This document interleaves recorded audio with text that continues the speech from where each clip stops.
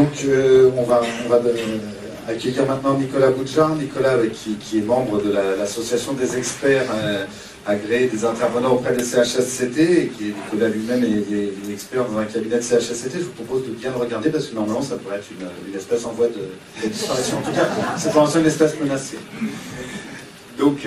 comme je conclus, normalement, il me revenait la tâche de tracer des perspectives enthousiasmantes, et les précédents m'ont bien savonné la planche. Je me suis dit, après tout, il est question de favoriser le dialogue social, donc il y a bien des trucs pas mal dans les ordonnances. Et par exemple, si on regarde, j'ai regardé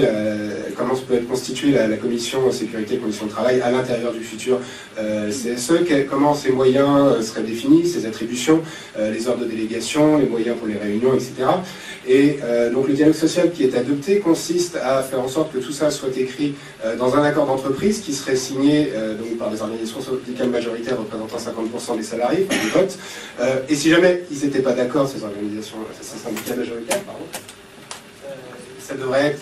sur référendum demandé par des organisations syndicales minoritaires, et si jamais elles n'étaient pas d'accord pour demander ce référendum, ça pourrait être sur référendum demandé par le patron, et si jamais il était désavoué lors de ce référendum, il pourrait encore essayer d'avoir une majorité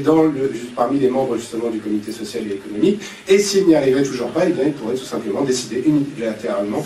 des moyens de la commission en question. Alors ça donne des perspectives, je pense, qui font rêver. Imaginez, on aurait pu refaire 4 fois le scrutin des élections présidentielles, et même si à la fin on n'arrive toujours pas à éliminer Macron, on pourrait le virer quand même. Et donc finalement je n'ai pas trouvé dans les ordonnances de quoi satisfaire le besoin d'optimisme. Donc je suis allé plonger un petit peu plus loin dans une lutte des années 70, donc d'avant les CHSCT, la lutte des Pénaroya dans les usines de Saint-Denis et de Lyon. Lutte donc qui avait entraîné des ouvriers qui cassaient des vieilles batteries de voitures pour récupérer du plomb et fabriquer du plomb.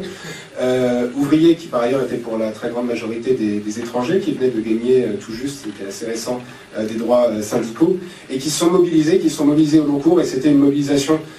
particulière, pas seulement parce que c'était une mobilisation d'immigrés, comme ça a été souvent souligné, mais aussi parce que c'était une mobilisation pour la santé, et où le mot d'ordre qui était donné tout à l'heure, notre santé n'est pas à vendre, était mis en avant. Alors c'était des grèves pour obtenir des choses qui peuvent sembler basiques, mais qui malheureusement n'étaient pas, pour l'entretien des vestiaires, pour avoir des bleus, pour avoir des chaussures de sécurité, pour avoir un repos le samedi, avec des slogans comme « Nous réclamons le droit de vivre » ou avec des slogans comme « Notre santé n'est pas à vendre », le tract se concluant par « C'est pourquoi nous ne demandons pas des primes », ce qui est à l'époque malgré tout un progrès, mais des équipements qui suppriment la cause des accidents et des maladies. Ce qui est original aussi avec cette lutte, c'est qu'elle met en branle donc ses salariés, mais elle associe aussi des intervenants extérieurs, des militants, des médecins, des travailleurs de la santé, qui vont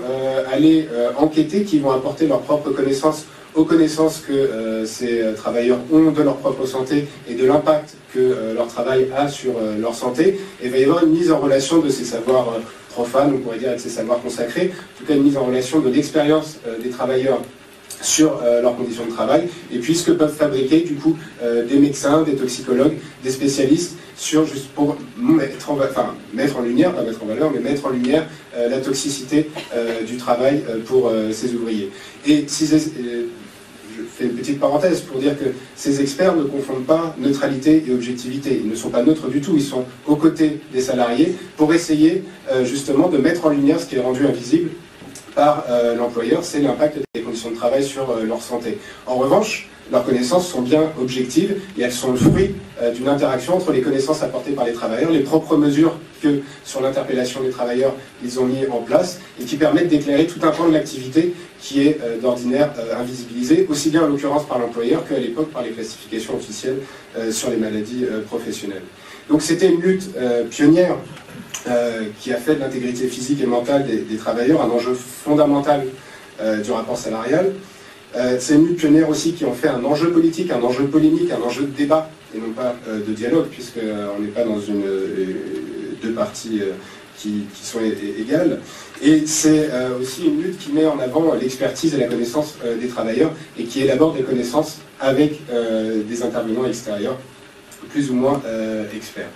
Et le CHSCT, donc créé en 1982, c'est un héritage de cette lutte-là et des autres similaires qui se sont déroulés. C'est un produit de cette lutte et c'est aussi le vecteur, le moyen de nouvelles luttes sans doute pas assez, sans doute pas suffisamment de mobilisation autour de la santé au travail, mais cette limite, c'est sans doute pas une raison non plus pour supprimer le CHSCT, et on pourrait réfléchir aux moyens au contraire d'élargir la conquête, même si c'est pas forcément l'ambiance. Gérard me rappelait que c'est pas mal d'essayer d'être offensif, et par exemple dire que tout le monde devrait être couvert par un CHSCT, tous les salariés devraient être couverts par un CHSCT d'une manière ou d'une autre, pourrait être une perspective. Et donc, voilà ce que j'ai trouvé comme perspective réjouissante. C'est une lutte qui a plus de 30 ans, qui a 40 ans, mais en même temps c'est une perspective réjouissante parce que d'une part, ça nous rappelle d'où viennent les CHSCT, pourquoi ça a été et comment ça a été une conquête. Ça nous donne aussi le devoir de tenter de les conserver à travers les formes d'action qui vont se dérouler au cours des semaines qui viennent et tout de suite jeudi par la manifestation. Mais c'est aussi inspirant dans la mesure où si jamais par malheur on perdait cette bataille,